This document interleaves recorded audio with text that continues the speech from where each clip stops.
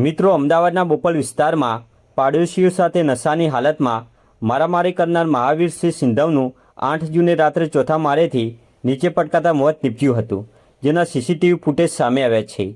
આ સીસીટીવીમાં સ્પષ્ટ જોઈ શકાય છે કે વહેલી સવારે 3:39 મહાવીરસિંહ બિલ્ડિંગમાંથી નીચે પડે છે। મિત્રો, આ સીસીટીવી સામે આવ્યા બાદ હવે મહાવીરસિંહ સિંધવના માસીએ આ સીસીટીવી અંગે કેટલાક સવાલો કર્યા છે।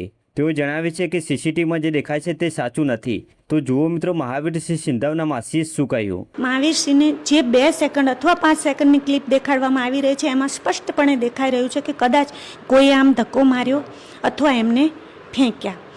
જે સીસીટીવી અમારી સમક્ષ અત્યાર સુધી આવ્યા છે એમાં અમને નથી લાગતું કે એમની જે ગતિ છે પડવાની માણસની એ 4 માળની હોઈ શકે। એટલે આ બધું પોલીસની। તો મિત્રો, આ ઘટના વિશે તમે શું કહેશો તે કોમેન્ટ કરીને જરૂર જણાવો।